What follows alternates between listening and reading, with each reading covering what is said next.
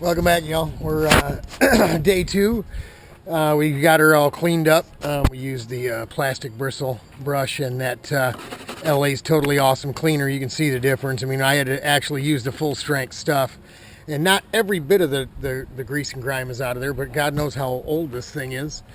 We did a little test here. I've never used this hard resin-filled Scotch-Brite on fiberglass, but really, to put overlay of glass on, all we need to do is remove that paraffin wax that rose to the top when the original piece was made. So we're not looking so much to grind for depth, you know what I mean, to narrow it down. Just get it cleaned up. Now this heavier stuff, if this doesn't take it down quickly, then we'll put a regular sanding disc on, right? To rough up the inside edges, the corners in there, because we got to get right in those tight corners down in here, right? Especially here where it's almost like more than 90. You know, we're going to use the rotary burr, this fiberglass burr. This thing is gnarly. It'll go right through your skin and bones in no time. So be very, very careful with the fiberglass rotary burr, but it'll get right in here, right? And it'll remove all the stuff. Every bit of that thing removes material, the very tip, all the way out and around, so you can manipulate it however you want, you know. If you don't have rotary burr, you can rotary fiberglass burr. You can use rotary files as well. I got a whole bunch of these things in different shapes and sizes too. They you know, as long as they're sharp. They'll work too. Not as good, not as quick, but you know, those will work too. A couple of things that you can use to rough up the tight areas, right? Because I mean, working especially in here, it's going to be, you know, we're going to have to lay a little bit of glass in here, but we're going to do more of our work here and here. We're going to after we get it back in one piece, we'll remove that surface a little bit and this surface, and we'll patch it in, and then we'll cover. And like I said, we're going to fix this up right for Jack.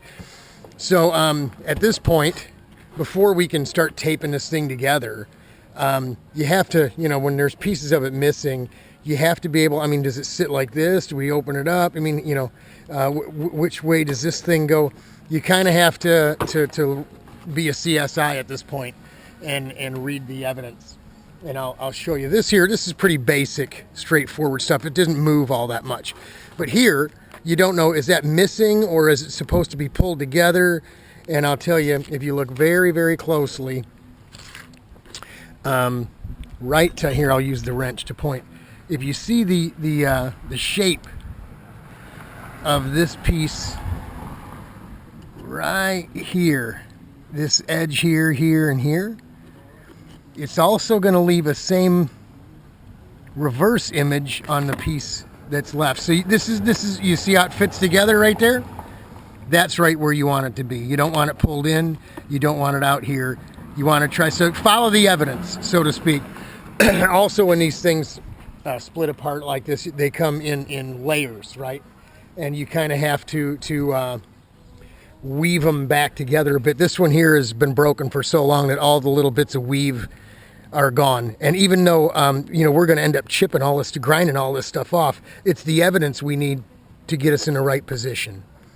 So we'll tape it together at this point here, and then we'll end up probably taping over just so the resin doesn't come out when we're doing the repair. And we'll probably glue some paint sticks or something on here just to give it good stability, so it can't move and it can't tweak like this here, right? So it's just baby steps, sneaking up on it kind of thing. All the evidence of what's gone on is still here, which is good. So you just you go with what you've got in front of you, and do the best you can, right? I mean, if you were just to pull this thing together and glue it all together, it may not fit the Nerf bar that fits inside anymore. So keep that in mind. Another little tip from RPM. We're going to get ready to taper up and start grinding the back side. Want to do the taping up first.